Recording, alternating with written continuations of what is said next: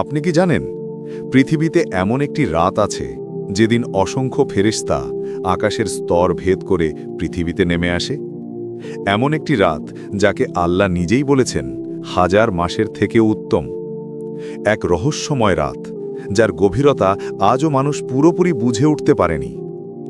আসসালামু আলাইকুম প্রিয় দর্শক, আপনি যদি ইসলামিক ফ্যাক্ট, কোরআনের রহস্য এবং আল্লাহর নিদর্শন নিয়ে জানতে ভালোবাসেন তবে ভিডিওটি শেষ পর্যন্ত দেখবেন।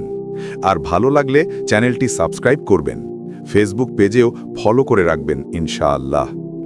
এখন চলুন ধীরে ধীরে প্রবেশ করি সেই অলৌকিক রাতের রহস্যে। আল্লাহ তাআলা কোরআনে বলেন, লাইলাতুল কদরে ফেরেশতাগণ এবং রূহ অর্থাৎ জিবরাইল নেমে আসে তাদের প্রতিপালকের আদেশে সকল বিষয়। এই আয়াতের গভীরতা যতটা বিস্ময়কর, এর রহস্য ততটাই মহান। বলা হয় এই রাতে আকাশের প্রতিটি স্তর এক অনন্য দৃশ্যে ভরে যায়, যেখানে অসংখ্য ফেরেশতা পৃথিবীর বুকে নেমে আসে আল্লাহর নির্দেশ পালন করতে। তারা নিয়ে আসে শান্তি, রহমত আর 1 বছরের তাকদীরের নির্দেশনা। এই রাতে অবতরণ করেন মহান ফেরেশতা জিবরাইল আলাইহিসসালাম, যিনি এক সময় নবী মুহাম্মদ সাল্লাল্লাহু আলাইহি ওয়াসাল্লামের কাছে ওহী নিয়ে আসতেন। ভাবুন তো, যখন জিবরাইল নিজে পৃথিবীতে নেমে আসছেন, তখন সেই রাত কতটা মহান, কতটা বরকতময়। অনেক মানুষ বলেন লাইলাতুল কদরের রাতে তারা এক অদ্ভুত শান্তি অনুভব করেন, যেন বাতাসেই রহমতের ছোঁয়া লুকিয়ে থাকে। পরিবেশটা হয়ে যায় অস্বাভাবিকভাবে নীরব, স্থির এবং প্রশান্তিময়।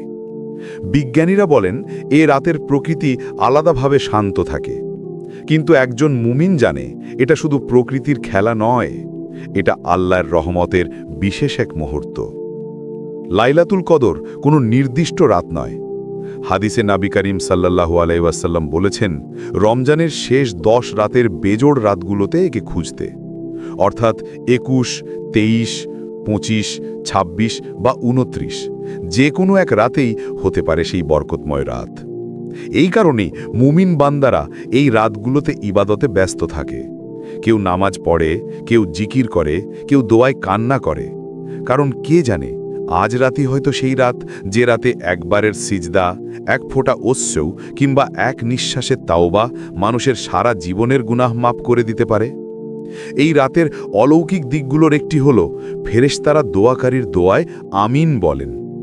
কল্পনা করুন, যখন আপনার দোয়ায় হাজার হাজার ফেরেশতা একসাথে আমিন বলছে, তখন সেই দোয়া কি কখনো অগ্রাহ্য হতে পারে? রাতের শেষ প্রহরে যখন পৃথিবী নিস্তব্ধ হয়, যখন কোনো বান্দা এক কোণে বসে আল্লাহকে স্মরণ করে কাঁদে, তখন ফেরেশতারা তার চারপাশে উপস্থিত হয় এবং বলে, হে বান্দা, তোমার জন্য শান্তি, তোমার জন্য রহমত। আল্লাহ বলেন, এই রাত পূর্ণ শান্তি সূর্যোদয় পর্যন্ত।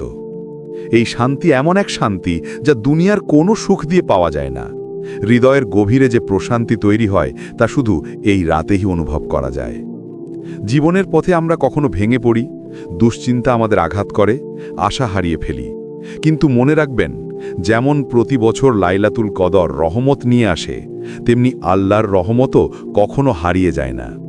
যে বান্দা আন্তরিকভাবে তাওবা করে, আল্লাহ তার হৃদয়ে প্রশান্তি নাজিল করেন।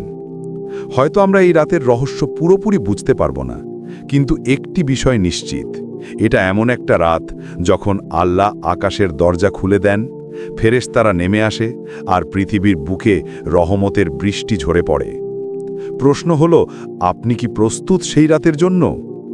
একটা রাত যা আপনার তকদির বদলে দিতে পারে, একটা রাত যা আপনার পুরো জীবনকে আলোকিত করে দিতে পারে।